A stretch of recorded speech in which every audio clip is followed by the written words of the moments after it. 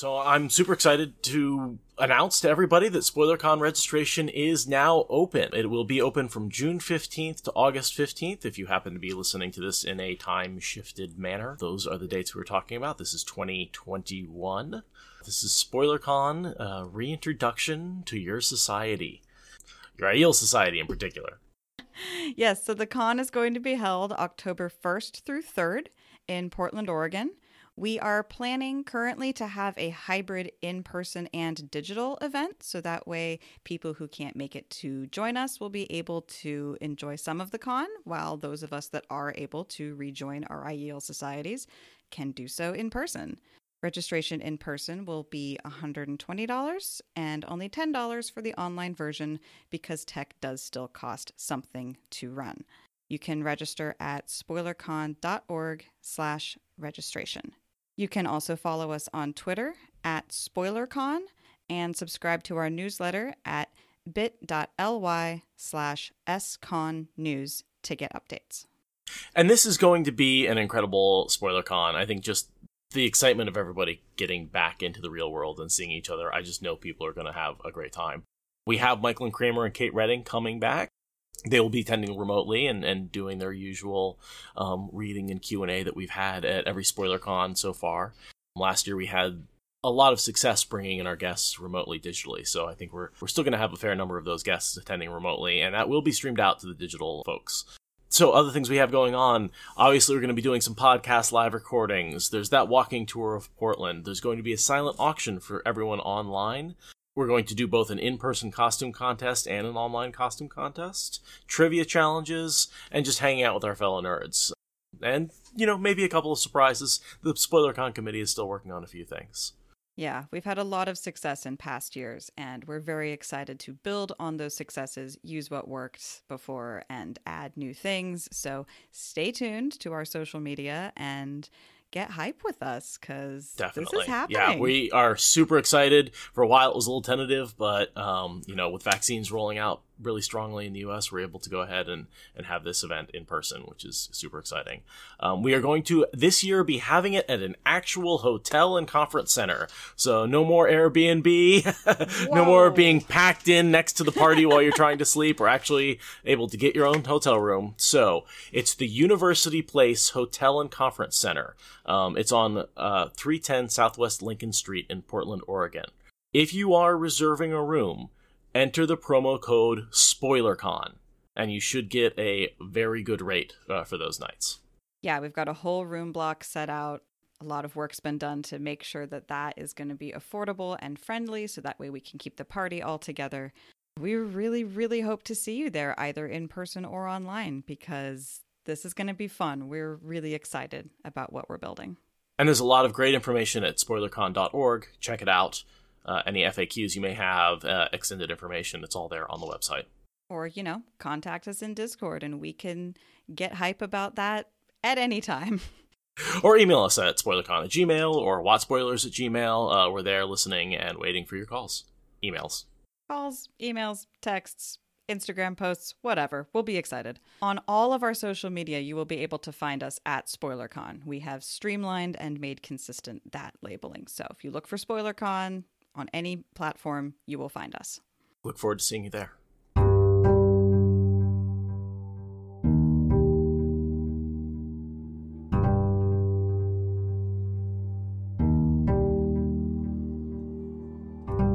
This is the Wheel of Time Spoilers podcast. Super Skylake. It's a short chapter, so only 2 hours.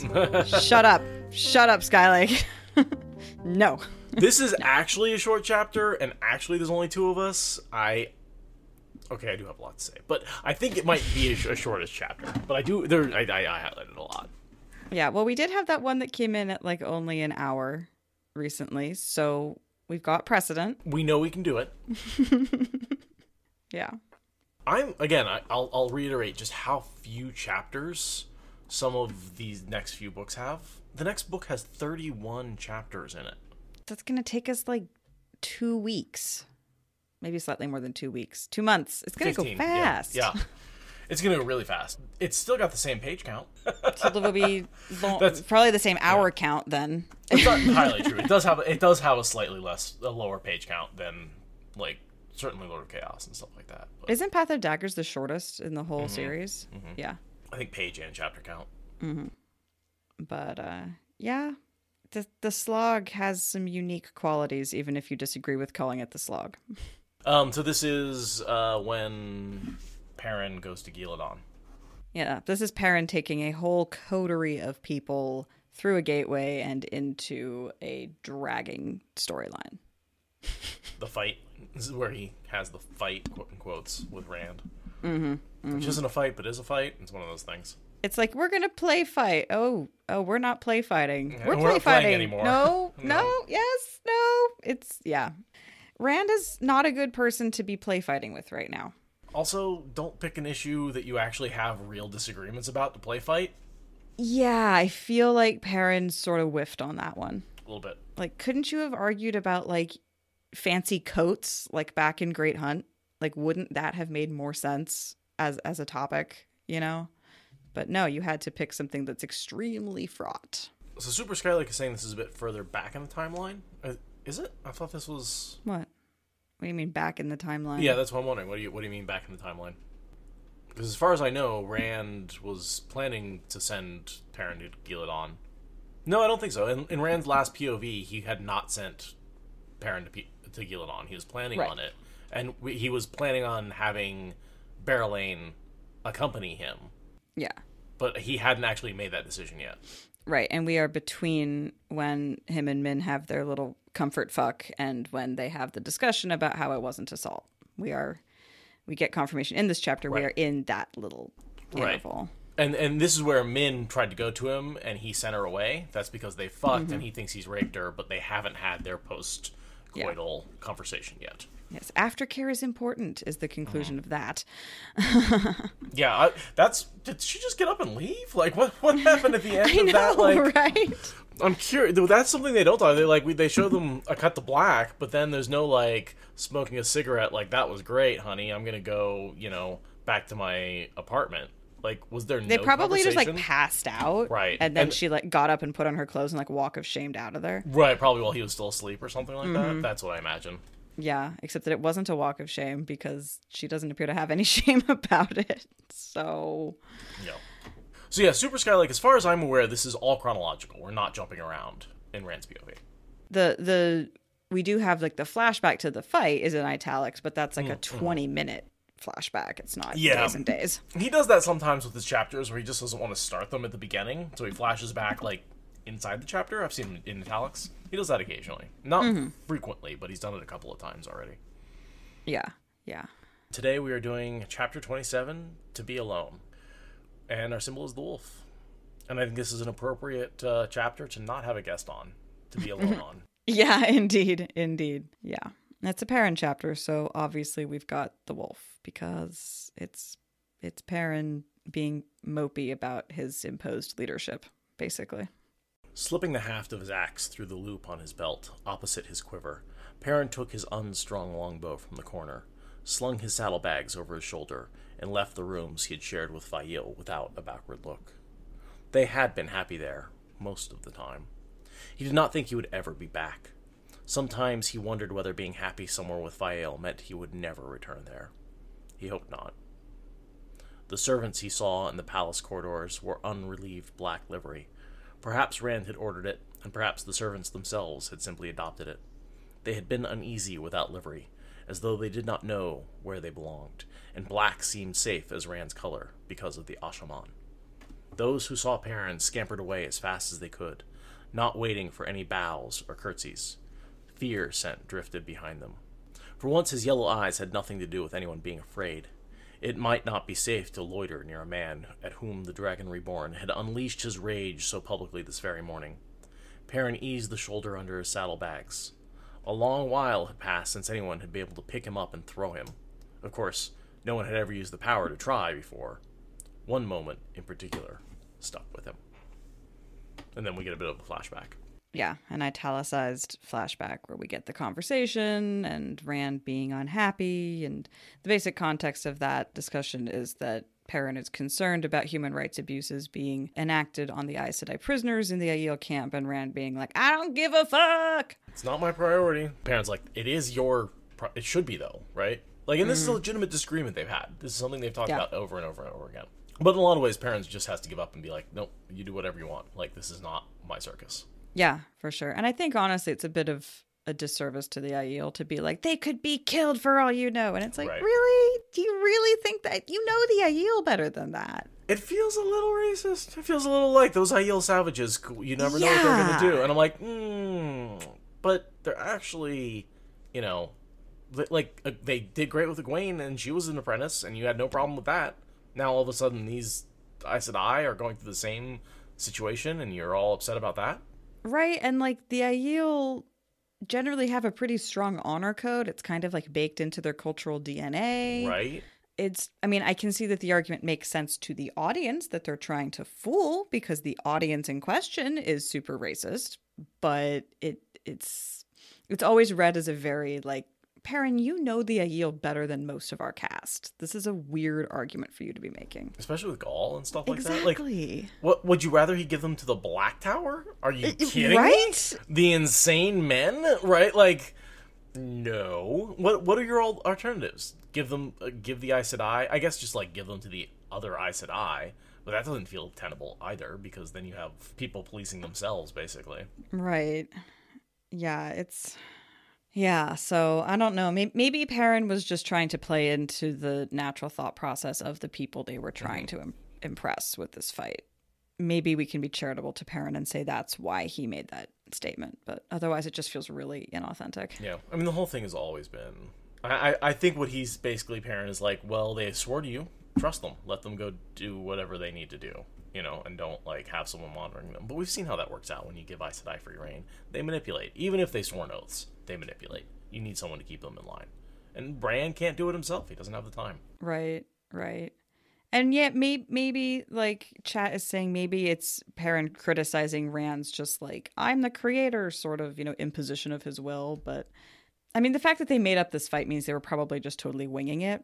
Like, it is a real bone of contention, but, like... Yeah. I Frosted Angel in the Sky makes a good point that it's probably a little sexist as much as it is racist, right? The helpless women, right? Yeah, which is something that Rand and Perrin both really have yet to get over. Is like, but their uteruses make them so much more fragile. It's like, they're not immortal, but they age slowly and they can... use magic. I feel like their reproductive anatomy is not the issue. It is. But it is for those guys, so that's valid. And that was literally Perrin's thought when they captured the Aes Sedai, is he looked at them and said, yes, they might be powerful Aes Sedai, but once they're shielded, they are as vulnerable as any other woman, and even more so because they're not used to operating without the power. Which is super fair. You take someone's tools away. There is that. They are going to be less competent. But the whole, like, as helpless as other women, it's like, exactly. I will stab you myself. Oh, helpless Perrin. That's the mistake you're making. Like, also, you're married to a woman who could literally stab you and carries weapons and who you, like, respect in the I'm afraid you will beat me up sort of way. So Perrin should know Aiel and women both better than this by now. Yeah, I mean, and Rand tosses him, like, picks him up with the power. I do like that little bit, like, kind of Perrin being tossed around like a child. He's this big old man, and like for once in his life someone actually just tosses him around like a child, and it's like, that's what that feels like. Not that Perrin inordinately throws people very often, but there's some picking up of Aiel and putting her over his knee. That's very true. How do you like being thrown into a marble column, overgrown lummox? Doesn't he do that with I don't remember. No, I thought he picked someone up and put them over to the side. Yeah, there's I think it's I forget. It's one of the maidens, but yeah, they're all holding their spears at his neck, and he picks her up and moves That's her. right. She's like, oh, good at maiden's kiss. And it's like, there's something about being picked up and set aside that got her going. I'm just saying. Yeah, well, you know, Aiel don't generally get to experience that because whoever they would do that to will just turn it into a wrestling match. But yeah, overall, it's a frustrating fight. Frustrating argument and frustrating character actions and behaviors. I do think Rand's on the verge of killing Perrin. I think he reflects on it later where he's like, I almost lost control of myself in that moment. Yeah, Perrin is afraid he almost got killed. Rand is afraid he almost killed Perrin. I completely buy that this spiraled out of control. Yeah. And everybody, we can see it, everybody is terrified. The entire palace is terrified. This was not Rand, like, yelling. This was Rand freaking out. Yeah. They're like, let's scare everybody. Or terrify them shitless. That works, too. I notice Loial's just carrying around a long-handled axe now. He just uses it as a walking staff. Oh, I didn't even notice that. Yes. He's put a long handle on his axe, like, permanently. At least for the duration of the age. Ugh.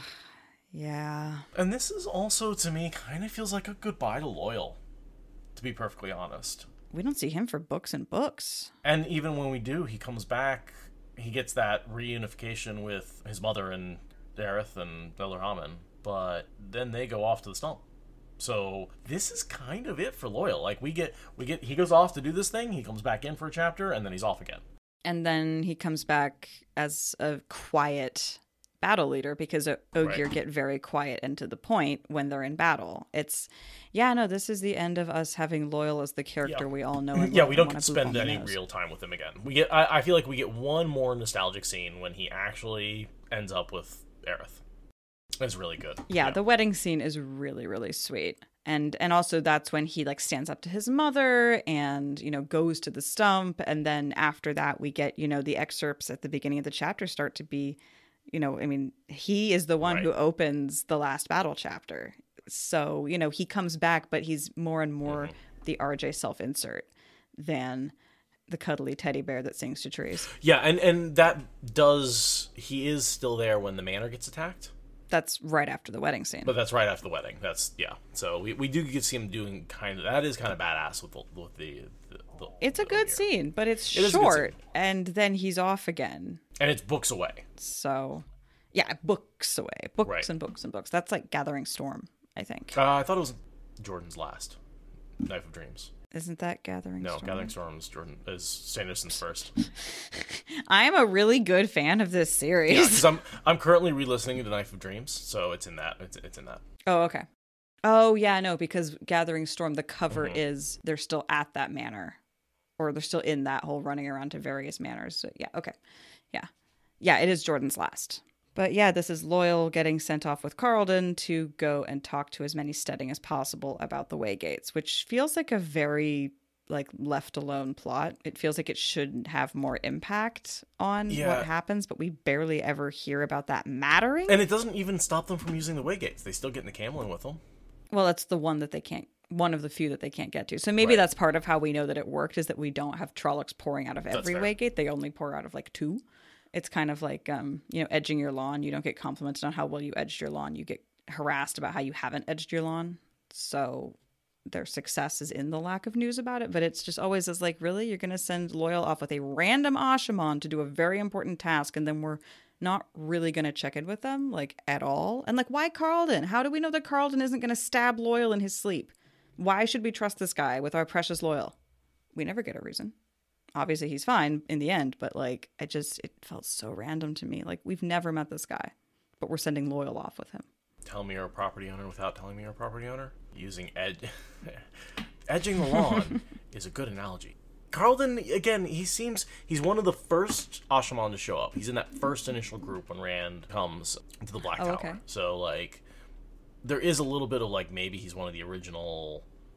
Maybe, Jordan always had that plan for him, and he is one of the originals. But he's sort of in the background of a lot of scenes once he comes back. So they do this for a while. He ends up coming back. So he's there at the attack on the Manor House. Okay, I didn't realize he was one of the originals. Yeah. That makes me trust him slightly more. Mm-hmm. But, I forgot about him. And then he was bonded as warder to Beldine. Oh. Wow, I really just did not notice this guy. He's very unremarkable. No, yeah, he's very unremarkable. And, he's there. Basically, then he's with Beldine for a little while when she confronts Min and Codswain. And then he dies in the last battle. He wields power until he's exhausted and then is overwhelmed by the Sharans and killed. Him and Beldine sacrificed themselves sort of as a delaying tactic to fight the Sharans. Okay, I guess we can trust him with our precious Loial baby. Yeah, but he's definitely one of those guys where he's in the background of a couple of scenes, and other than this, he doesn't really do anything.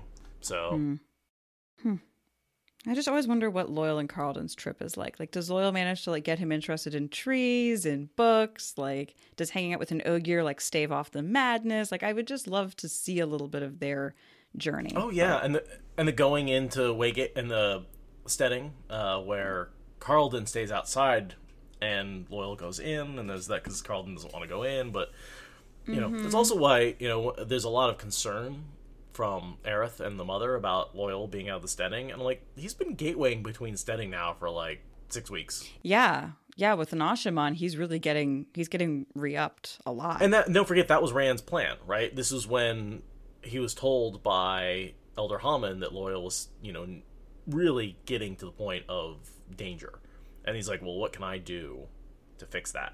And this was back when he was trying to figure out how to make Sulin get rid of her shame as well.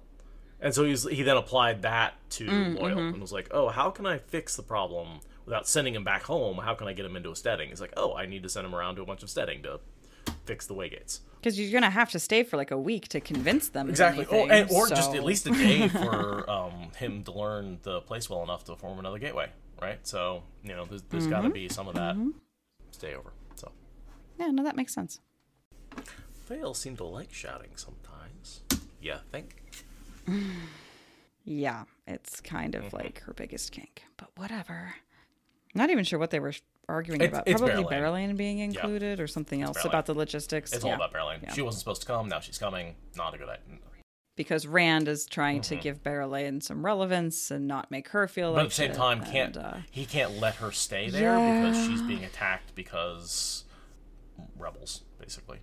Yeah, because the Tyrants are like, well, we'll kill your allies or whatever. It's a bunch of political shenaniganry, but yeah, Rand is not going to not send Berelain along just because it will be bad for Perrin's marriage. In a lot of ways, he does need her there. She is there to talk to the Queen of Gillidan and let them know that this is not an invasion. You know, I'm here as an ambassador. Like, this is someone who the Queen would trust.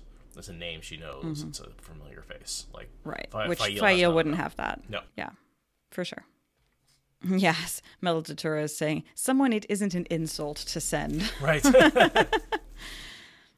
then, yeah, Loial is like, so Rand's sending away all of his friends and he's going to be alone and he knows that's going to be bad for him, but he's doing it anyway, the dumb shit. Loyal's nicer about it than I am. But Rand's self-awareness here and still doing the self-sabotaging thing hits a little too close to home for me right now, so I don't appreciate that. Especially since he did it, and that resulted in Dumai's Wells. He sent everybody away, and then he got kidnapped. Yeah, let's do that again. Surely it can't be worse the next time. Nothing worse is going to happen to him. No, because everything bad has already happened to him. Like, there's nothing else bad that could possibly happen to him. He's... So they go into a marble stable. Yeah, and there's just, I feel like there's a gathering, you know, Aram's there, Fael's there, Berelain shows up, like, well, I guess not in the stable. Berelain's got her winged guards, we've got some Aiel, and then we've got some more Aiel, we've got Chaff Aiel, but yeah, marble stable, it's ridiculous. How many of these puppies had she taken care of? Chaff Aiel. I love his referencing puppy. I love that. I love that he calls them puppies, because it's like, accurate. They are literal puppies. And Fael's like, they're going to get in trouble. Someone's got to take them under their wing. And she's right. And she uses them really effectively. Balwar uses them very effectively. She gathers them into less troublemaking very effectively, such that Balwar is able to step in and utilize them as the resource that they really can be. Yeah.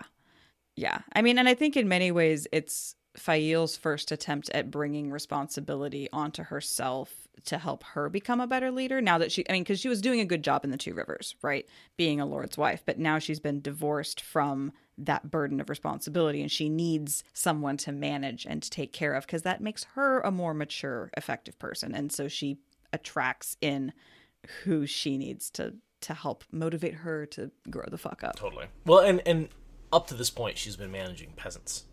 Now she has to manage other nobility, and that's definitely a step up in terms of maturity and her ability to keep other people who also control power under control, as opposed to peasants. Yeah, it's funny. She's managing her peers basically. Like, she could easily have been one of these people if her circumstances were slightly different, which has always amused me. Like, these could just be her compatriots in any number of ventures, but she's stepping up to lead them and be, you know, club president, and basically. I a little bit don't like that it's through her husband. That, like, a lot of Aiel's power comes because of who she married and who he's friends with. None of her power. I mean, also her personality and, you know, the fact that she makes Perrin a Lord of the Two Rivers. There is that. Like, she is the one who's making Perrin the Lord. And, like, she has, the background and training and clearly the knowledge that she needs to be a solid noble. But the power, what makes her different from the other nobles? Perrin. Yeah, she has the training and the education to be a good administrator, to help people find where their strengths are best in an informational network. But the reason that she's naturally at the top is not because she's good at it, it's because of Perrin. Like, if she was in this group of people on her own right, she might build up to being a society leader or not on the strength of her personality. I suspect she would, but because of Perrin, it's automatic.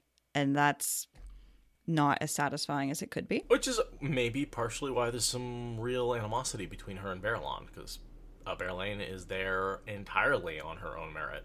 Mm-hmm. I mean, a bit because Rand assigned her to it. Because of her merit, though, right? Like, she didn't marry Rand to get the position. Right. She didn't fuck Rand to get the position. Right. She tried to fuck Rand and got that as her second prize. Right. Yeah, there's definitely part of it is that Aiel has less of an earned position than Berelain in this dynamic.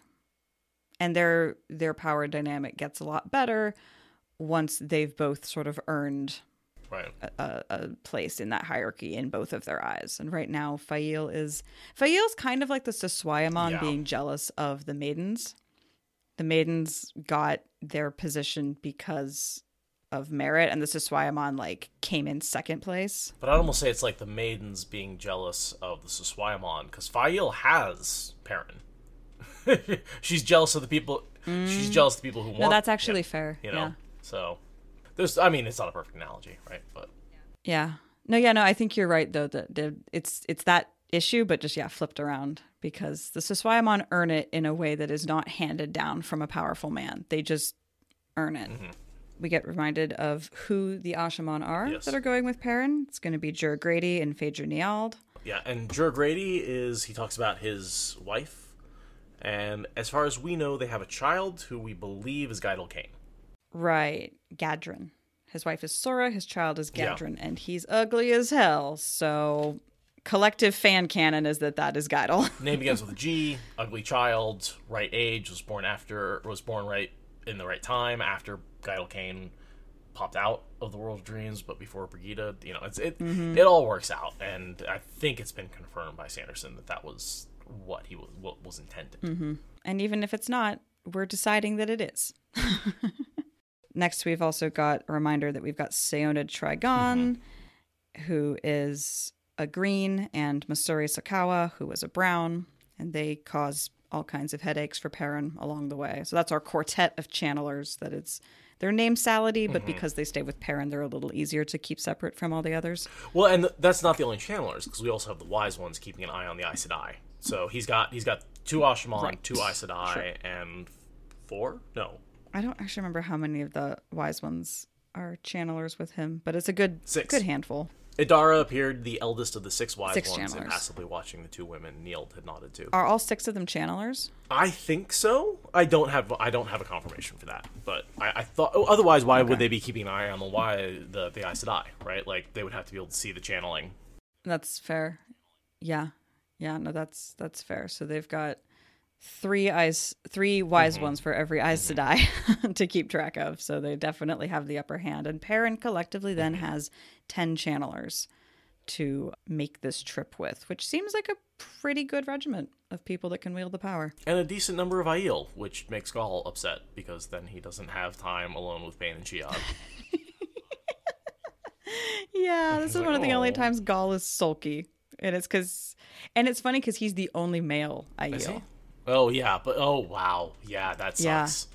Yeah, he thinks it's going to be just him, and like his crush and her best friend, and instead it's an entire army of women who are going to be snickering at him. He's not even going to have fellow male Aiel to like commiserate with. Everybody's going to judge him. The entire group of women. Oh no, poor girl. Yeah, he's got reason to be a little sullen here. I do love, though, later when they're looking for the prisoners in Winter's Heart and they let him lead. And it's like, they've decided to approve of his courtship of Bane and Chiad. Well, of Chiad. Bane and Chiad, I don't think you can separate them. Right. Well, he's trying to court Chiad and bringing Bane along. I think one of the reasons that it works is because he realizes that he's being dumb and not trying. He stops trying to just chase Chiad and tries to impress Bane as well. Yeah. And I think probably at that point that's when all the maidens are like, you know what? We're going to back you up on this. Bane and Chiad are being a little stubborn, and we're going to actually back you up on that now, because now you have the chance to impress them with rescuing them from the Shido. So if you can do that, then you get our stamp of approval. So that's kind of cool. But yeah, it's grumpy making here in this book. So the next thing I have is them just stepping through the gateway. They go through the gateway, which can only accommodate wagons or carts rather than wagons. I can never remember which carts, not the wagons. I always think of like a covered wagon as those big things with oxen tied to them that you see like Oregon Trail style. Basically Oregon Trail style. Whereas a cart is just like something you can pull behind you that's no taller than the horse. Right. Okay. Yeah. Fair. So yeah, they have slightly smaller gateway capacities, so that chooses their conveyance. I love the comment here. Neither Neild or Grady could make one as big as Rand could. Or Deshiva. Or Deshiva? What?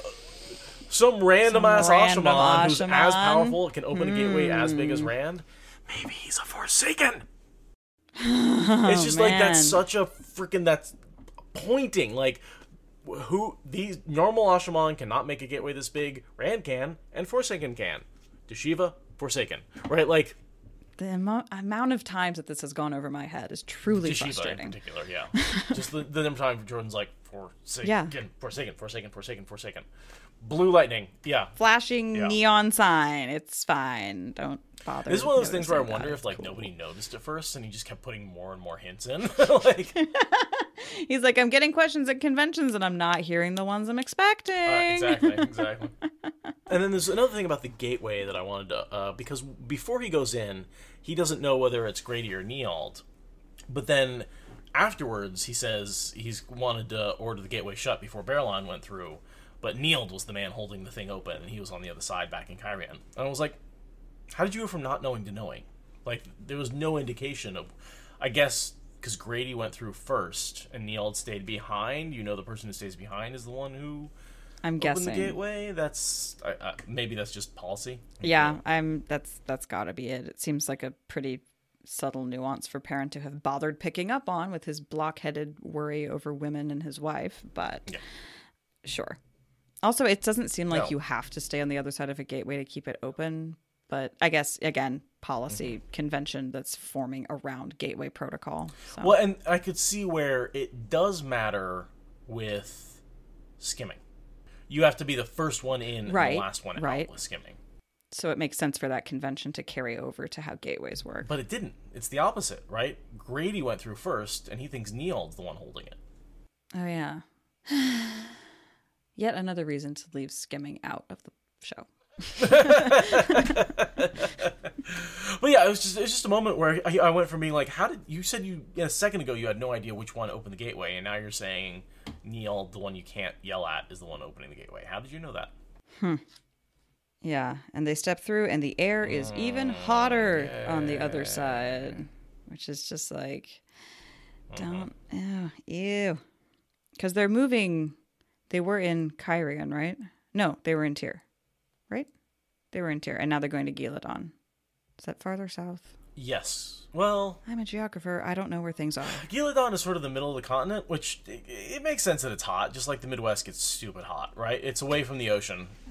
Yeah. Middles of continents are hotter as a rule.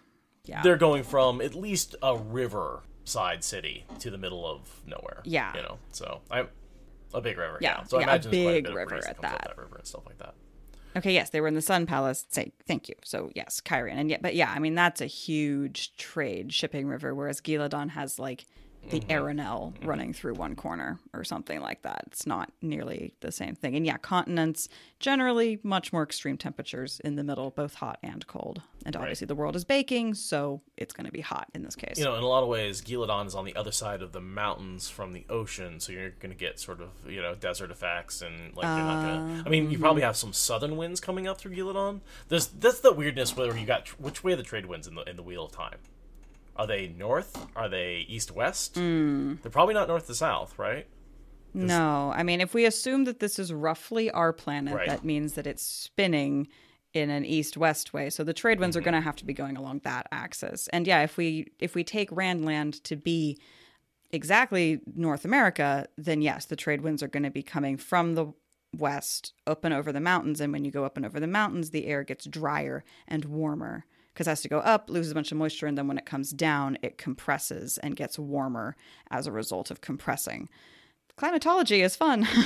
So Gillidan is basically Vegas desert, geologically. Yeah. Or like Colorado desert. It's going to be a lot drier and a lot warmer normally, and then you just turn up the heat on the whole planet, so that's going to become more pronounced. So Perrin gets up and gives a speech to everybody and being like, guess where we are? Gillidan! And that was all fake fight. We disappeared.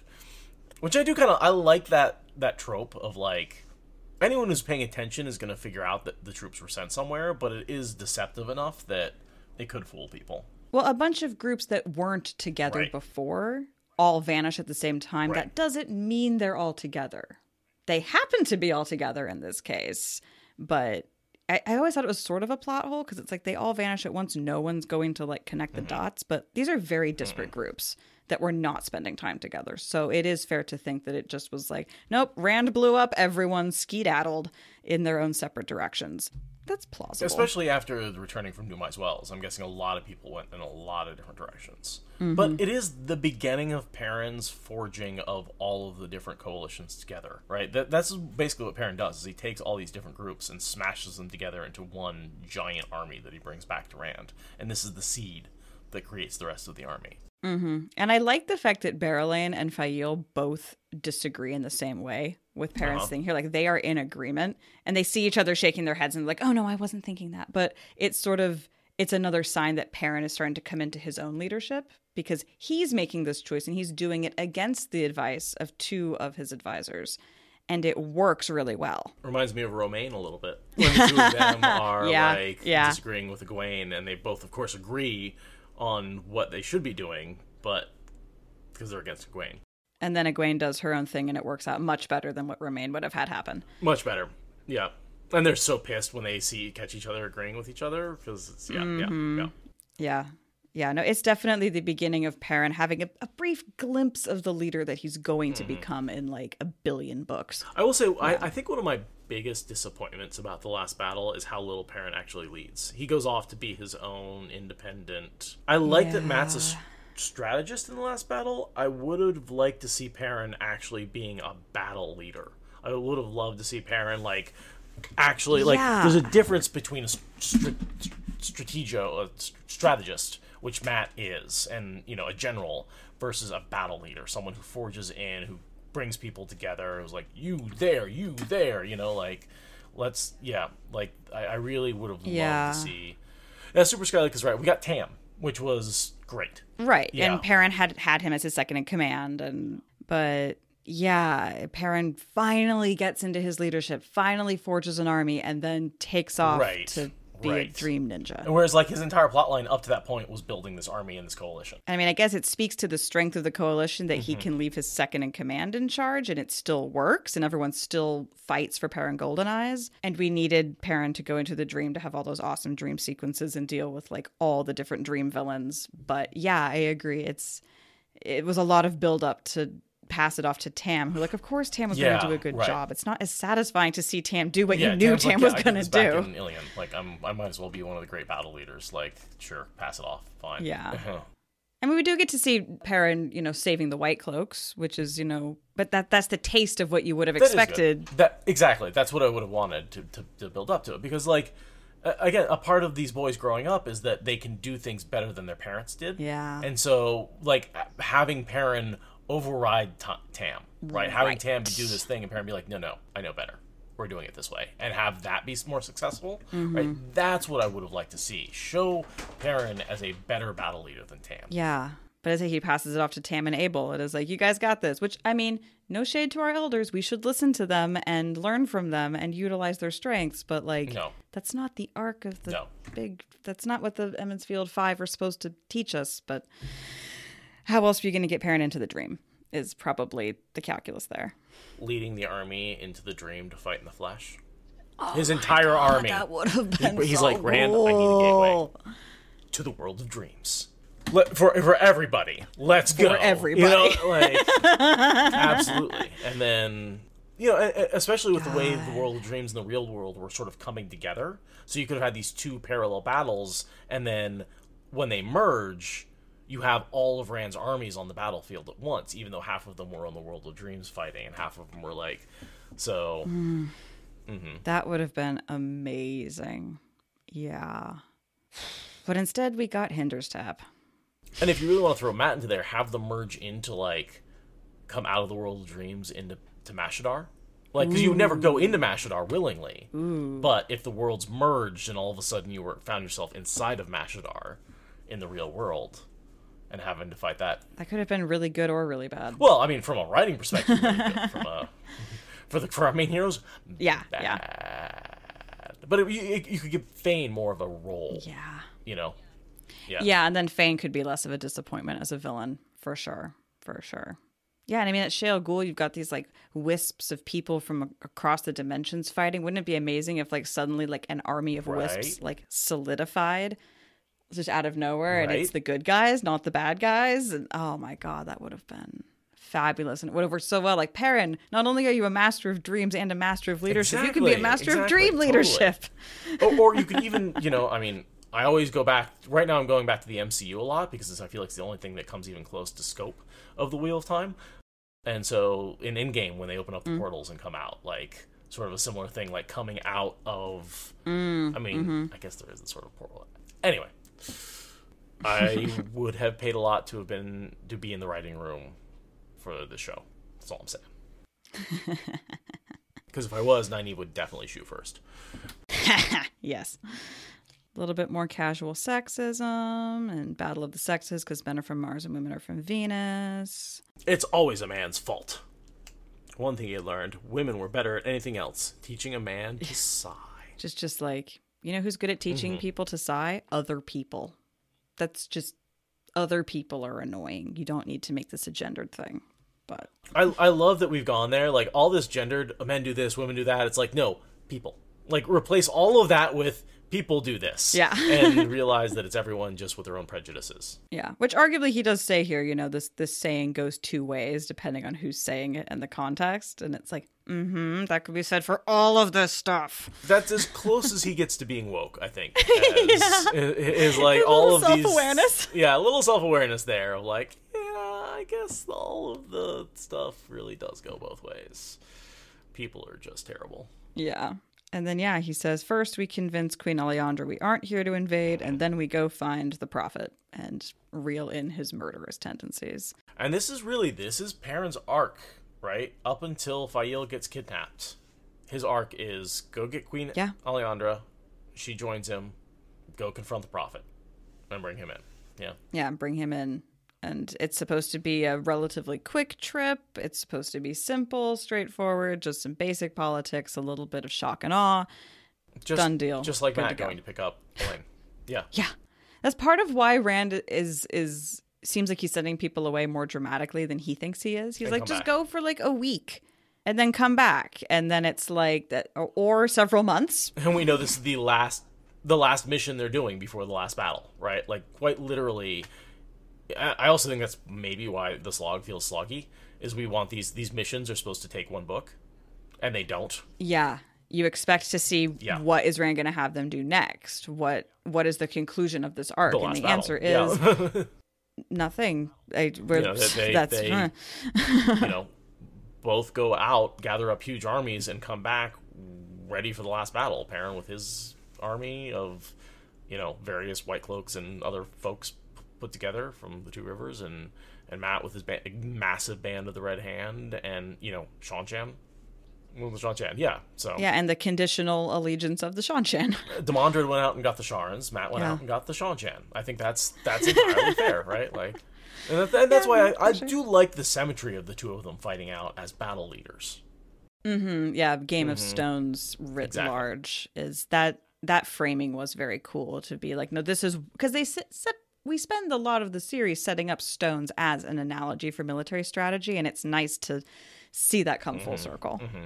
And using things like the power to have a window on the battlefield, and like, no, really cool. That was really good. Yeah, I like that part. Really, really good. That stuff with Matt there. And we see so much of like battle is chaotic and scary, and there's sharp, blunt instruments flying everywhere, and then also battle is strategy, where you're talking to someone that you aren't in the same room with, and like seeing all the levels of war in that way it's nice that RJ lets us see both sides of it, even though fundamentally war is horrible. Also, war is fascinating, and we get that through Matt and Demandred's battle more than I think any other conflict that happens. In what other way are you truly pushed to the edge of what you can do, right? Maybe sports, some would argue, right? Like, yeah. Extreme sports in particular, like fighting against nature and yourself at the same time. But war really is like, you will do anything to survive and beat the other person. And there's really no other situation where you can say that. Like almost all of the times you have boundaries and stuff like that. But in war, that changes. Especially a war like this one. Yeah. And war tends to be the analogy that people use when they're in some other kind of conflict that they are throwing their entire soul into. Like, this is war is a common refrain in things that are not war if you're pouring your entire life force into the conflict. I was really deeply affected by the thumb wars of my childhood. 1, 2, 3, 4. I declare thumb war! Oh, man. Thumb wars. I'm actually pretty decent at thumb wars. I think it's because I have really small hands, so I can get out of the holds pretty easily.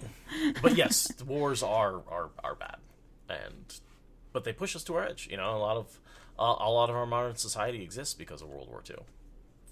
For better or worse. For better or worse. Oh yeah. And I think on that, I want to read us out. Okay. Some of you may be wondering where we are and why. He went on when silence fell at last. A smaller ripple of laughter. This is Gillidan. Murmurs of awe and maybe disbelief at having crossed 1,500 miles or more in a step. The first thing we have to do is convince Queen Alejandra we aren't here to invade. Berelain was supposed to talk to Alejandra, and Aiel was going to give him fits for it. Then we're going to go find a fellow who calls himself the Prophet of the Lord Dragon. That would not be much pleasure either.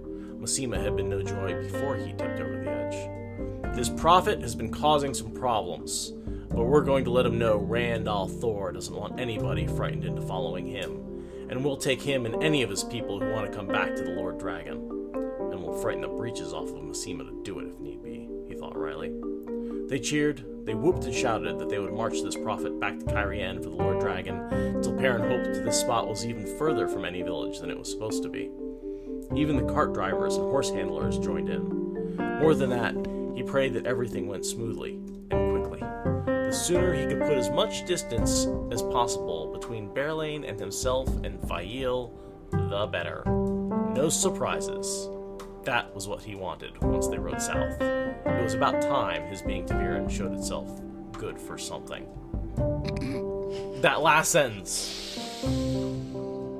That last sentence is just Jordan being like, nope, Perrin, you're never getting away from those three. Not only are you never getting away from those three, you're getting crush the three of you closer together. Yeah. There's no distance. And what you want from being ta'veren is not the same thing as what ta'veren wants from you.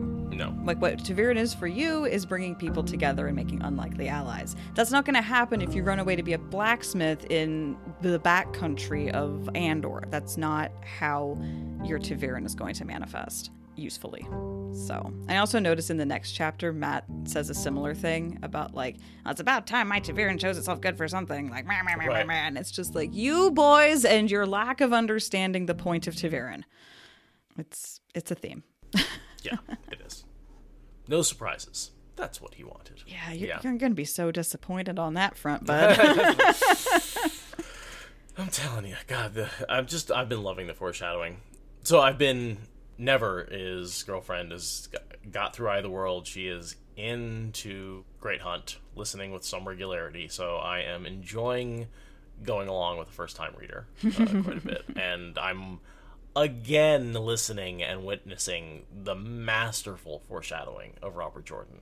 And I think even now, having gone through the series the way we're doing it in such depth, I have learned so much more about the whole series than I knew 4 years ago when we started this journey.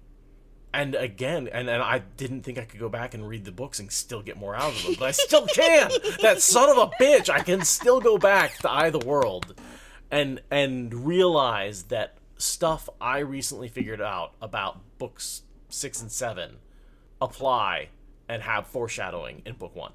Mm-hmm. And it makes me so angry because no one deserves to be that smart. Because I will never enjoy something like this again.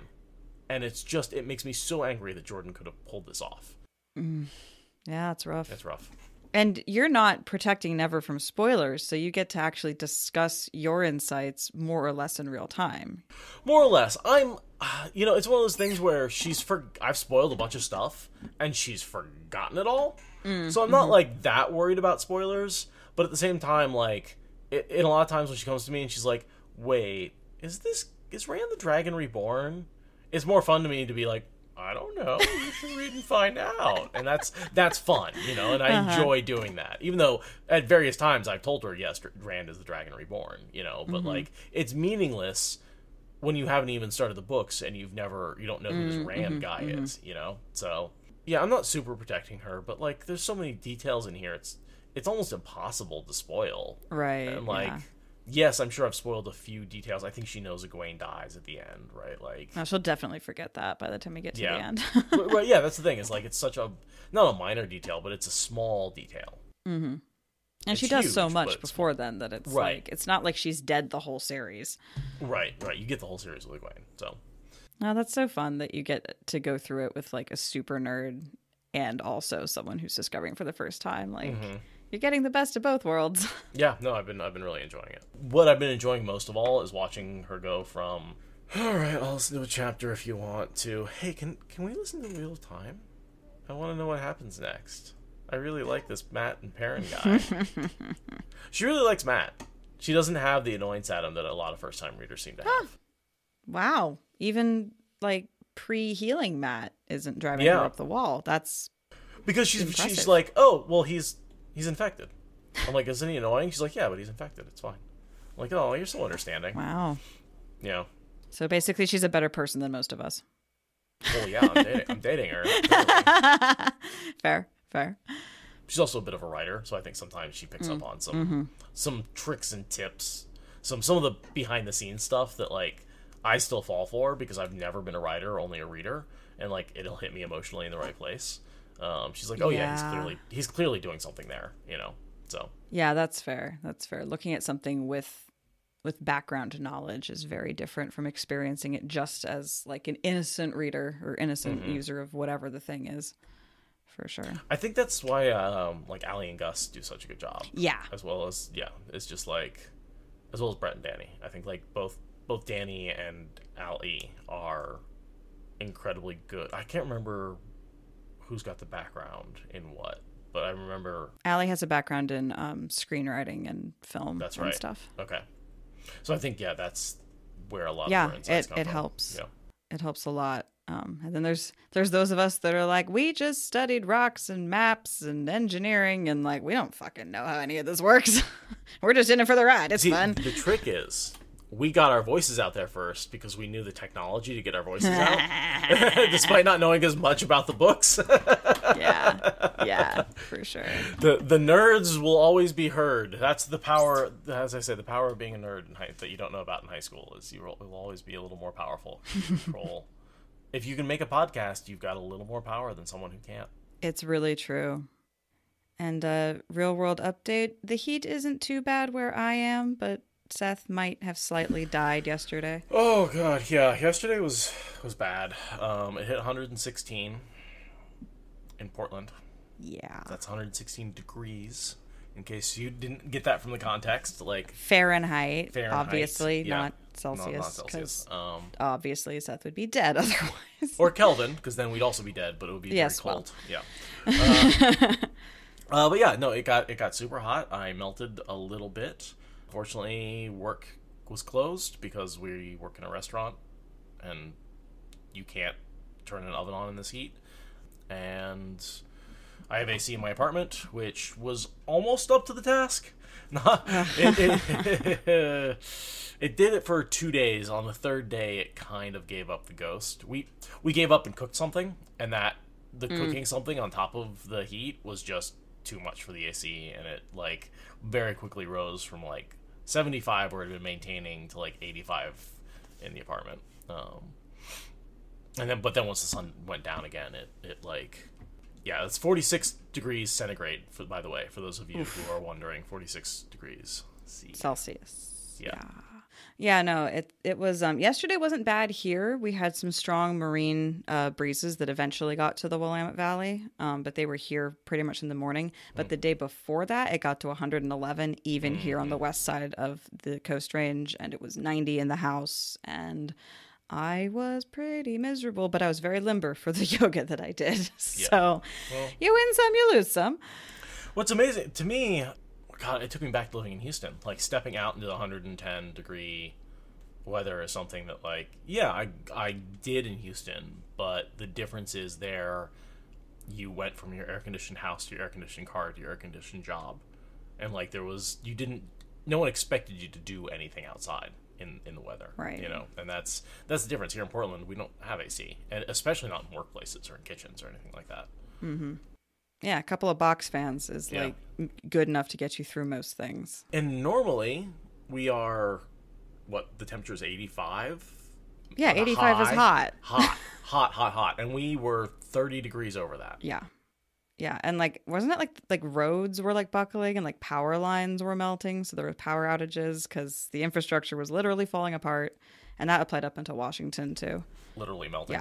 Yeah, it was like, I'm melting. My understanding, the reason the power lines were melting didn't have to do with the heat so much as the amount of energy people were pulling through them to run their air conditioners, but which then created more heat, right? Like that's what resistance does. So I'm sure the hot air didn't help, but I think most of the melting actually came from like pulling too much current through them than anything else. Fair enough. Yeah. Overall, the infrastructure is just not set up one way and another. The infrastructure is simply not prepared for that. People are not prepared. We don't have strategies. People forget to drink enough water. I mean, it is an absolute mess. And it's, probably the new normal. It's unprecedented. But as the meme says, it's the coldest summer of the rest of your life, not the hottest summer of your life. I mean, climate change means that we will have a weirdly cold summer at some point in the future. Right. Climate weirding. Extreme. Yeah. But yeah, that's not, we're a week into summer. There's no way that's going to be the hottest days of this summer. Like, we broke the all-time high in Portland by 9 degrees. And that was like 2 days running. You broke the record. 3 days running, actually. Yeah, you broke it, and then you broke it again, and then you broke it again. It's like, guys, could you calm down? Calm down. The record was 106. On day 1, we had a 107. On day 2, we had 111. And on day 3, we had 116. So 3 days in a row were all higher than the previous record. Yeah, it's obscene. And, all the rivers and creeks are lower than they should be. The snowpack is lower than it should be. Yeah, drought. There was like there was some fire alarms that happened out here rurally where I am, which ended up being false alarms, but like the threat of fire is just... I'm looking at the trees are dying. They have spring growth on them, and it's wilting and browning. This is supposed to be a dreary, cold, rainy month for us. Yeah, no, 4th of July is supposed to be the last day that you can anticipate your picnic getting rained on. Mm-hmm. That's supposed to be how Pacific Northwest weather works, is you're pretty safe after 4th of July, not you're already on fire in late June. Mm-hmm. So... Just not for posterity, we should talk about that because, Well, and long story short, like, there's a reason I'm not having kids. Yes, this is one of the big reasons on my pie chart of reasons. Mm-hmm. This is a huge wedge on that pie chart. It's the non-selfish wedge on my pie chart. Right. All the other reasons are selfish, but this one, no. Yeah, it's just... I mean, more power to people that are managing to do that and not be consumed by existential dread, but I don't think that's going to be me. So let's go to another world that's also being engulfed in ridiculous climate change that's way too hot. It is way too hot in this chapter, both emotionally and climactically. Totally. But I gotta say, if anything, the world is doing a great job of theming itself after the books we're reading. It's just been really nice to see uncontrolled runaway heat. I'm really excited when we get after this book and we go into winter and we have one of the coldest winters on recorded history as we get into Winter's Heart. Yeah, that'll be fun. That will be wild. So it's been a tough week here in Portland or in the Pacific Northwest with this heat. Like, it's just been tough, you know. Yeah, I mean, people have died from the heat. It's not like we're just complaining over being uncomfortable. Like, it's bad. It's deadly, you know. It's almost as bad as, you know, having your best friend throw you into a wall for asking a simple question about human rights. Almost. Yeah, almost. Well, the other thing that's really the building collapse of the Hope. That's the other thing that's really just the condo collapsing is just been terror. I mean, yeah, and that's in Florida. That's in Florida. Still, and it's rough to read about. It's rough to read about because you always hope. Oh yeah, 150 people missing. We dug in and found 60 of them or something. Like, no, there's nobody. Yeah, they pulled about 3 people out on day 1. Yeah, there's a very limited window of time to get people out of situations like that. Miracles do happen, but not that many at once. So I saw a comment in a different conversation that was regulations are written in blood. Yep. And that's just right into my heart. Like, ouch. That's so fucking true. And in this case, it was people knew. Oh, it's just going to cost too much. Let's not make sure that every single stakeholder in the situation knows. Let's not inform the tenants of the building that we've gotten a safety report that says that they're all fucked. Let's just continue on with business as usual and hope for the best. Whoops.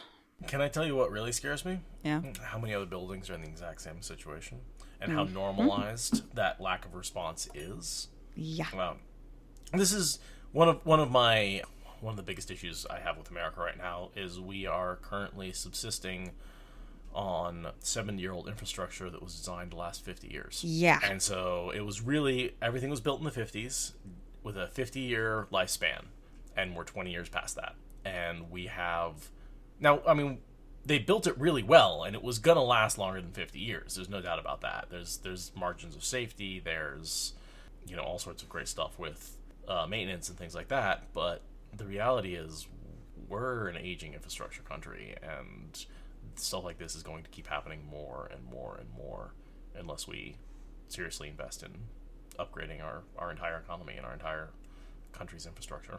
And the longer we put it off, the more expensive it gets. Yep. Also, the higher the human cost, but, fuck that, right? Well, you said expensive. Yeah, and that's not even taking into account things like rising sea levels, increasing heat waves, earthquake faults that we didn't know were there 20 years ago. Like, that. This is just standard degradation of infrastructure. That's not even taking into account all the new and improved ways for us to be terrified of our own shit. So Aradia and I have been subsisting on the ass end of Hades and are a little down in the dumps. Sorry about that, guys. Yeah. It's been rough. It's been rough. But we're still here. We're still here. For now. We're still alive. We haven't roasted. Thank you for listening to the Wheel of Time Spoilers podcast. Rate us in the Apple Podcast app or support us on Patreon. Is that good enough?